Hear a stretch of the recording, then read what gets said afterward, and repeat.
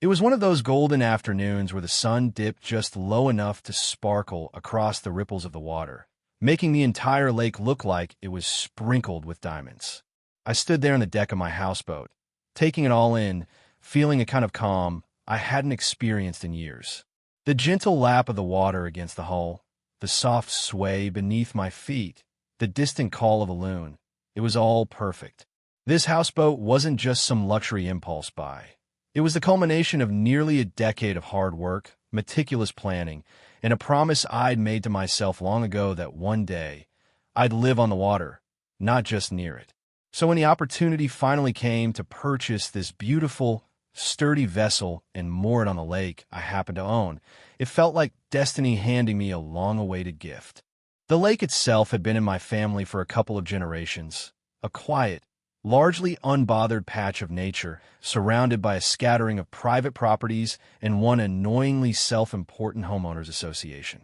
I'd grown up visiting these waters, fishing with my grandfather from an old wooden rowboat, later learning to paddle a kayak through the reeds, even swimming across from shore to shore on a dare. It was as much a part of me as anything else in my life. So, setting up my floating home here was not just logical. It was deeply personal, almost spiritual. The very first night, I spent asleep on the gentle rocking of the houseboat. I remember thinking that nothing could possibly tarnish this moment. I had vastly underestimated the local HOA. I'd known of them, of course.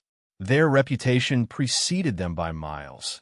An overzealous cluster of busybodies who believed their covenants and petty bylaws gave them dominion over everything within sight of their picket fences.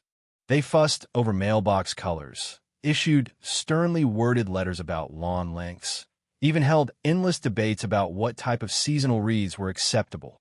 The sheer absurdity of it might have been funny if they weren't so smug about wielding power over their little kingdom.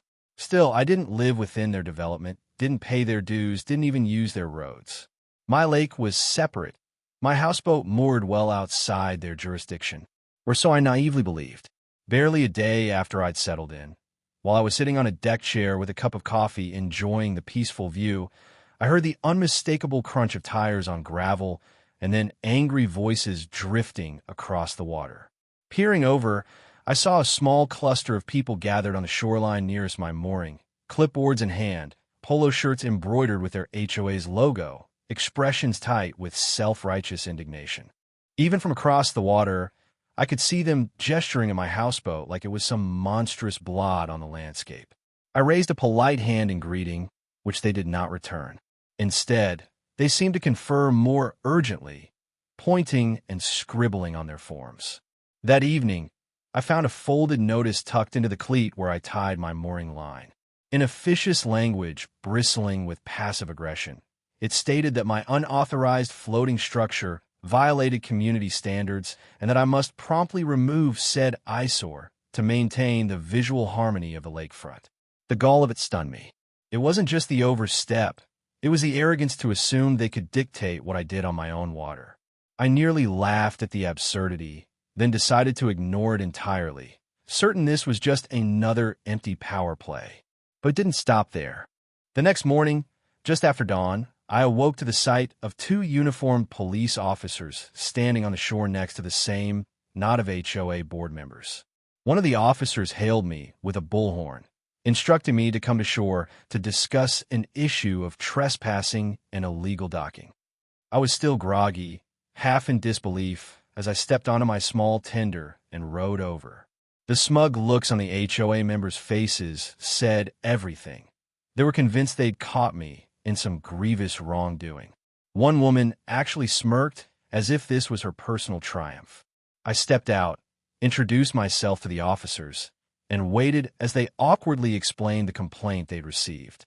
According to the HOA, I was anchoring a houseboat on their community's shared lake, obstructing views and lowering property values.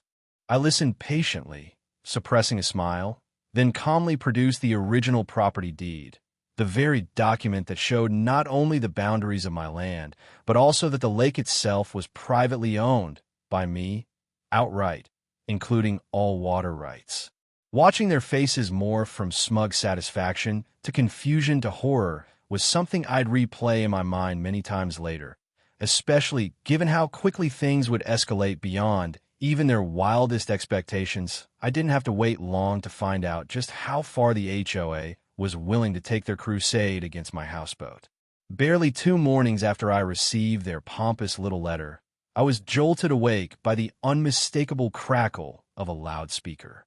It took a moment to register, groggy from sleep and still adjusting to the gentle sway of the boat beneath me. But then it boomed again, a distorted voice calling out over the water. When I stumbled out onto the deck, blinking in the bright morning light, the sight that met me was almost comical. There on the nearest bank stood 2 sheriff's deputies in their khaki uniforms, one of them holding a handheld loudspeaker up to his mouth, the other scanning the houseboat through a pair of dark sunglasses. Flanking them like a pack of overeager groupies were 4 members of the HOA board, instantly recognizable from their embroidered golf shirts and the identical self-satisfied smirks they wore like badges of honor.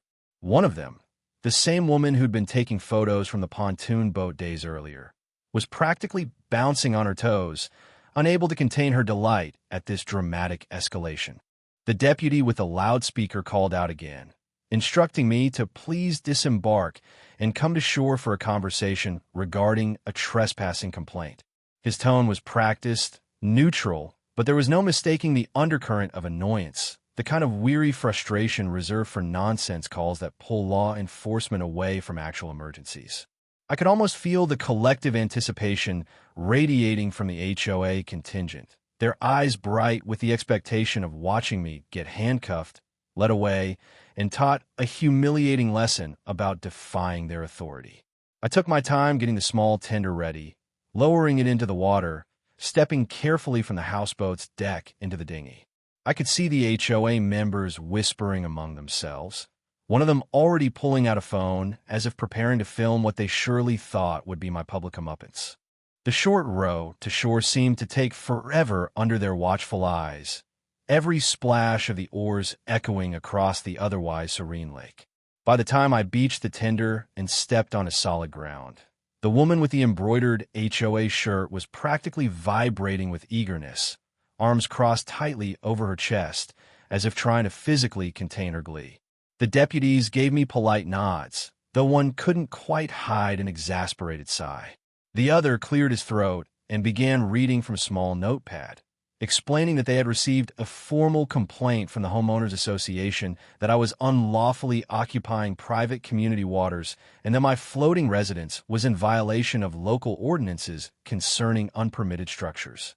Even as he spoke, he glanced over at the HOA board with an expression that hovered somewhere between skepticism and fatigue, clearly accustomed to their brand of petty theatrics.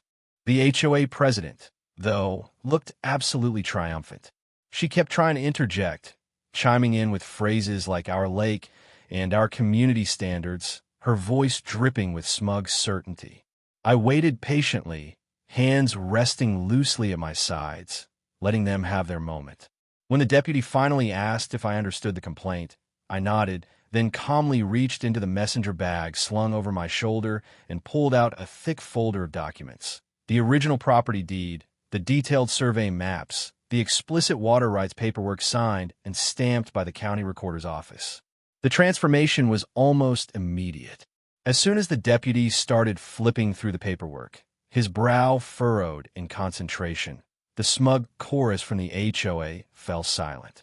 He moved through the documents slowly, methodically, lips moving as he read lines aloud under his breath. We got to the highlighted section that spelled out, in painstaking legal clarity, that the lake itself was entirely private property under my ownership, complete with riparian rights and exclusive jurisdiction. He stopped, looked back up at me, then looked over at the HOA group, who suddenly seemed far less certain of themselves. The deputy's partner leaned over to glance at the documents, then gave a low whistle. The two exchanged a look that I recognized immediately. The subtle, silent communication of people who just realized they were being dragged into something ridiculous by overzealous busybodies. When they turned back to the HOA, the entire posture of the conversation changed. The questions were now directed at the board members. Did they have any documentation of shared ownership? Any evidence whatsoever that contradicted my legal claim? The HOA president opened her mouth several times, eyes darting nervously, hands fluttering around her clipboard like startled birds, but no actual words emerged. It didn't take long for the deputies to wrap it up. One handed my folder back with a respectful nod, quietly muttering that everything seemed perfectly in order. Meanwhile, the other deputy gave the HOA a thin, unimpressed smile and suggested that in the future, they make sure they have solid grounds before calling law enforcement to settle what was clearly a private property matter. The shift in power was so sudden, the humiliation on the faces of the HOA board so stark, that I almost felt a pang of pity. Almost. Instead, I stood there watching them fumble for excuses, trying and failing to recover any semblance of authority. Watching their smug expressions melt into confusion and then outright horror was something I'll probably savor for years. The deputy's voice was calm but firm as he handed my papers back, nodding slightly in respect. He told the HOA members that based on the deed and water rights clearly spelled out, there was absolutely no trespass occurring here. The lake was privately owned, the water rights exclusive, and my houseboat was every bit as legal as if it were anchored in a personal pond behind my house. The HOA president, who only moments before was vibrating with the thrill of righteous power, seemed to shrink before my eyes, her cheeks flushing red in patches that crept all the way to her temples. Her colleagues fidgeted beside her, clutching clipboards and shuffling their feet, darting nervous looks at one another. The deputy gave a polite but unmistakably pointed reminder that misuse of law enforcement resources over civil matters or false complaints was something the county did not look kindly on. One of the board members tried to stammer out a weak protest, mumbling something about community harmony and visual standards, but the deputies had already turned back toward their cruiser, apparently done wasting time on what was obviously a petty vendetta. When the police finally drove off, leaving behind a little swirl of dust on the gravel shoulder, there was a long, awkward silence. The HOA group was left stranded by the roadside, staring across the water at my houseboat like it was some alien craft that had dropped there purely to offend them. I didn't say a word. I simply climbed back into my tender, pushed off the muddy bank, and began the slow row back to my floating home. As I moved across the lake, I could feel their eyes burning into my back, a cocktail of disbelief, resentment, and a dawning horror that maybe they had picked the wrong battle and the wrong person. Later that afternoon, still riding a small wave of adrenaline, I sat at my kitchen table on the houseboat going through some old family files. It struck me all over again just how explicit the documents were. The property deed drawn up decades ago, the surveys showing the lake boundaries, the water rights registered in my grandfather's name, then transferred down through the family until they landed squarely under mine. It wasn't even ambiguous. There was no confusing community property lines or easements that gave the HOA any kind of claim over this body of water. Their attempt to treat my lake like some communal feature they could govern was laughable, but also made me angry in a way that surprised me. It wasn't just about their arrogance or their attempts to embarrass me with police intervention. It was about the absolute confidence they'd had that they could override my private ownership with the sheer force of their entitled assumptions. They hadn't done a scrap of research. They hadn't checked with the county. They'd simply decided that because they were the HOA, because they'd spent years bullying homeowners into painting fences a certain shade of taupe or restricting garden gnomes, that it meant they could muscle me off my own lake. That night, I took my canoe out, pushing off under a canopy of stars so thick it looked almost solid, their reflections dancing on the dark water. I paddled slowly, tracing the perimeter, letting the quiet lap of the paddle soothe the last lingering anger out of my system.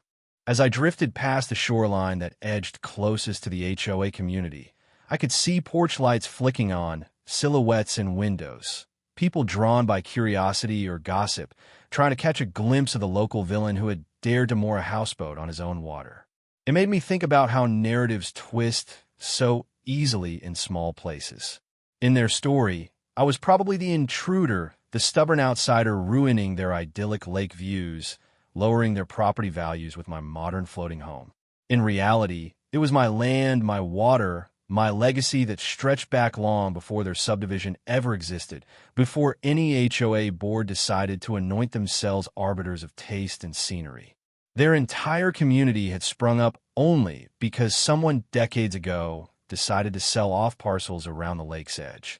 The irony was almost too rich. Without my family's original ownership, their little planned community wouldn't even be there. As I lay back in the canoe, staring up at the sky, I tried to imagine what would come next.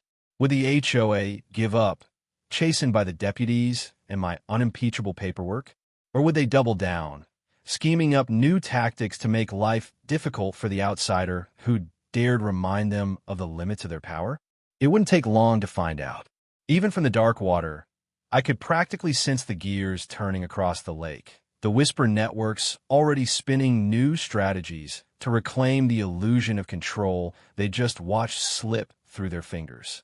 When I first heard that their marina might be going up for sale, it was almost by accident. A friend of mine who dabbled in commercial real estate happened to mention it over coffee, casually dropping it into conversation like it was just another interesting local tidbit. At first, I didn't even register what he was saying. My mind was still wrapped up in the ridiculous HOA stunts, the letters, the police visits, the glares from across the water. It wasn't until he laughed and said something like, "Imagine if you bought it, then they'd really have to deal with you," that the idea finally sparked in my head. I sat there for a moment, turning it over. Their marina, a small but bustling operation with a few slips rented out seasonally, a fuel dock, a tiny bait shop and snack bar that mostly did business with weekenders and tourists. It sat right on the edge of the community, technically on a piece of land they'd incorporated into their homeowners association long ago. The HOA didn't directly own the marina, though. It was privately operated by an older couple who'd been talking about retiring and moving south. According to my friend, they were quietly putting out feelers, hoping to sell without too much fuss. It was almost poetic, really.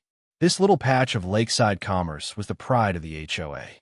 They liked to boast about it in their newsletters, bragging how the marina enhanced community prestige and recreation opportunities. It featured heavily in their glossy welcome brochures, photos of smiling kids with ice cream cones and sleek boats tied to the docks, all presented like it was part of their curated kingdom.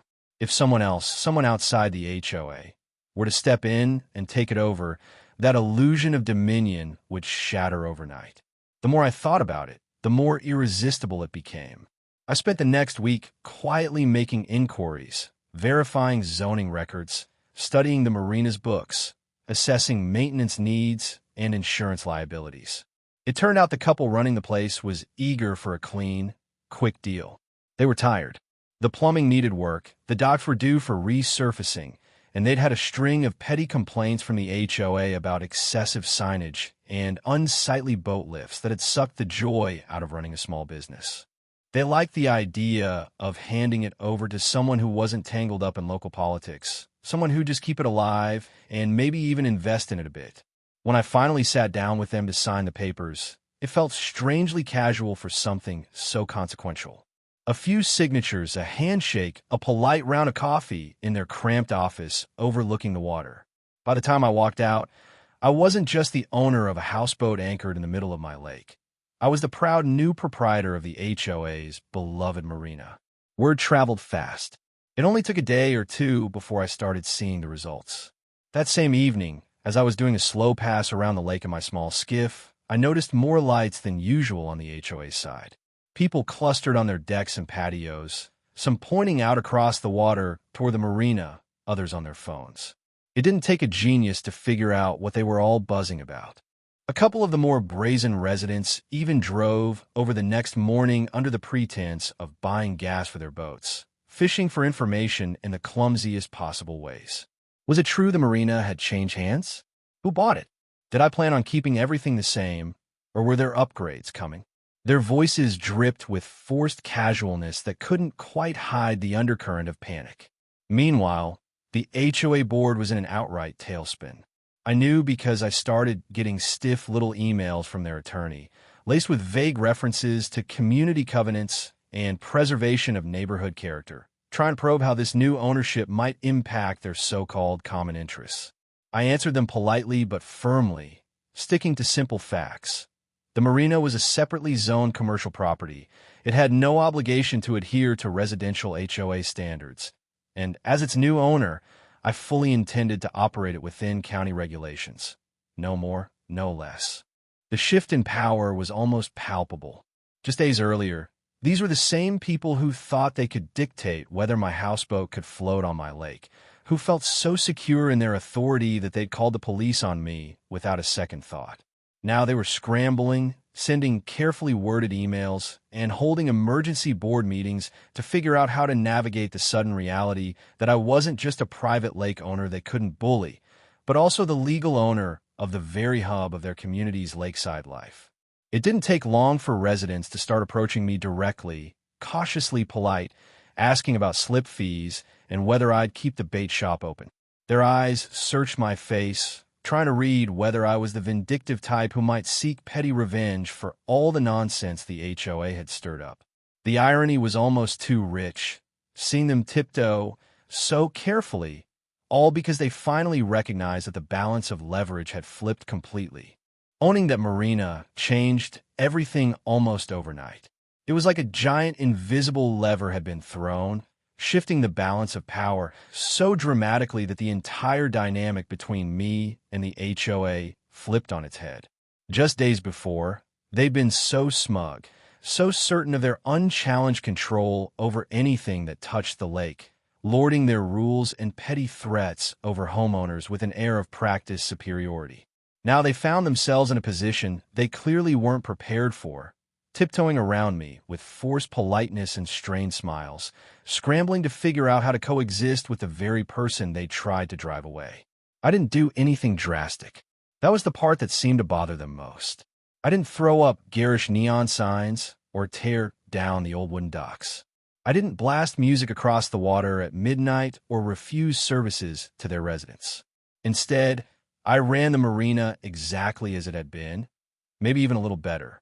I hired a new dockhand to keep the slips tidy, patched up the deck planks that were starting to rot, and gave the little bait shop a fresh coat of paint in a soft lake blue that blended perfectly with the shoreline. Customers, both local and weekend visitors, appreciated the improvements. Business ticked up slightly, nothing spectacular, but steady and reassuring. Boats came and went. Kids still bought popsicles on hot afternoons. Older fishermen still gathered at dawn to swap stories before heading out to their favorite spots. From the outside, it probably looked like nothing had really changed at all, but for the HOA board members, everything had changed. Now they had to sit with the knowledge that the man they once tried to push off his own lake was the same man who owned the heartbeat of their community's lakeside activity. They tried in subtle ways to claw some of that power back. I started receiving little packets from their attorney's office, polite, couched in legalese, filled with carefully constructed community guidelines they wanted me to acknowledge and abide by. They weren't mandatory, of course. The marina's separate zoning and long-established grandfathered commercial status meant their rules didn't apply. Still, they pushed, hoping I might cave or at least agree to let them influence operations under the guise of maintaining community standards. I responded with equally polite, meticulously crafted letters of my own, making it clear that while I valued being a good neighbor and maintaining a peaceful environment, the marina would continue to be managed solely in accordance with county regulations and sound business practices. I could practically hear the grinding of their teeth in the clipped replies that followed. They couldn't force me into compliance, and they knew it. Meanwhile, individual homeowners from their side of the lake started trickling in more frequently. Some came cautiously, obviously wary, their faces tight as if bracing for an unpleasant encounter. Others were outright curious, trying to sniff out what kind of person I was beyond the stories their board might have spun about the terrible houseboat owner who had ruined their views. They found, to their mild surprise, that I was perfectly friendly, offering the same slip rates and cheerful bait shop service as always. Slowly, their wary stiffness softened. More than once, I caught snippets of conversations on the docks, people speculating about whether the HOA had overstepped, if perhaps their heavy-handed meddling had actually backfired spectacularly. I'd nod a polite greeting as I walked by, pretending not to overhear, But it was clear the story was shifting. Where before they'd viewed me as an intruder or nuisance, now I was simply the guy who owned the marina, someone they needed for their boat launches, their summer recreation, their quick stops for tackle and soda before a day on the water. There was a peculiar satisfaction in seeing the HOA board struggle to maintain their usual swagger. At their annual summer gathering, a big catered affair complete with tents and a local string quartet playing near the water, they couldn't exactly avoid using the marina's facilities. They needed dock access for their pontoon shuttles, the rental kayaks stored in the boathouse, even the electrical hookups for their lights and PA system. Every time one of them approached me to coordinate logistics, they wore a brittle smile that couldn't quite hide the fact that they'd much rather be anywhere else. I kept things strictly professional, providing whatever they needed under the same straightforward business terms as anyone else. No petty revenge, no sudden fees out of spite. That seemed to confuse them most of all. They were clearly waiting for me to gloat or exercise some humiliating show of dominance. But I didn't need to. Just by standing there, handing over keys to dock locks, or authorizing extra power lines for their caterers, the reality was obvious to everyone. They were operating on property owned by the very person they'd once tried to chase off the lake, forced now to accept that the leverage had shifted so completely it was almost laughable. Owning both the lake and now the marina didn't just give me property or business leverage. It taught me something far deeper about how people handle power, fear, and pride. Watching the way the HOA board scrambled to reframe our relationship after the sale went through as almost like studying a living case study in small-town psychology. These were people who had gotten so used to being the final word on every fence post, every mailbox, every boat parked on a trailer, that they seemed genuinely unprepared for anyone to push back, let alone outmaneuver them entirely. They were accustomed to wielding control with smug certainty, dispatching fines and letters like royal decrees. Seeing them stumble when faced with someone holding cards they couldn't touch was a revelation. At first, they tried to pretend nothing had changed. They still held their tightly organized HOA meetings with printed agendas and refreshments served on matching trays, still sent out monthly newsletters with earnest blurbs about maintaining community charm. But beneath that brittle routine, you could sense the current of unease. I'd hear from residents who'd stop by the bait shop to chat while grabbing coffee. They'd mention heated board discussions, whisper that there were arguments now about how to deal with the situation on the lake. The situation being, of course, me, the lake owner with a houseboat they couldn't force out, who now also controlled the slips and docks they depended on. I never made threats, never raised my voice, never once suggested I might use the marina to punish them for how they'd treated me. That was what seemed to gnaw at them most. They couldn't quite fathom that I didn't want to wage some petty war or chase them into the ground. Instead, I was friendly and professional. I even started hosting small weekend events at the marina, little live music evenings with a local guitarist, or fishing clinics for kids sponsored by Tackle Brand. Residents came in droves, awkward at first, unsure how to reconcile their HOA's dire warnings about me with the obvious reality that I was perfectly pleasant and actually investing in things that improved their lake experience. Slowly, individual homeowners began to peel away from the rigid line the board had tried to draw. They'd come by with questions about renting kayak storage, ask about slip upgrades, talk about how nice it was to have someone local and attentive managing things instead of an exhausted older couple just trying to retire. A few even sheepishly admitted they'd been skeptical of the houseboat at first, repeating lines straight out of the HOA's newsletter, only to realize after meeting me that none of it held water. I'd nod, smile, let them work through their own embarrassment. It was a subtle shift, but each of those conversations chipped away at the HOA's authority. Meanwhile, the board kept scrambling, trying to find new footholds. They leaned on code inspectors, only to be told my properties were perfectly compliant. They tried to rally a few diehards to push community integrity petitions, vague attempts to build local consensus to pressure me, efforts that fizzled the moment anyone looked closely at actual property lines and deeds. It all started to look a little desperate. The same people who'd once been so quick to bring in deputies to enforce trivial HOA complaints were now struggling to maintain even the appearance of being in charge. And through it all, I learned an enormous amount about patience and perspective. I could have made things uncomfortable for them if I'd wanted. I could have raised slip fees through the roof, or set exclusive hours, or created cumbersome new rules that made life difficult. But the longer I owned the marina, the more I realized that true power didn't come from squeezing people. It came from knowing you could and choosing not to. From running things well enough that even the people who once tried to ruin you have no choice but to rely on your fairness. I started noticing little gestures from residents who once wouldn't meet my eyes across the water. Small waves from their decks. Kids shouting hello from paddleboards. Even a couple of cautious invitations to neighborhood barbecues, which I politely declined at first, then eventually attended out of curiosity. The conversations there were awkward at times, but revealing.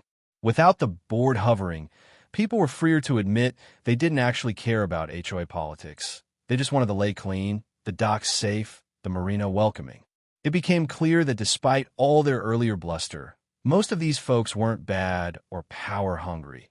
They were just following the loudest voices in their community, too worried about social friction to speak up. As the months went on and the HOA's attempts to reassert control got weaker, it felt like the lake itself began to breathe easier. Families returned to fish off the docks without the tense undercurrent of turf wars.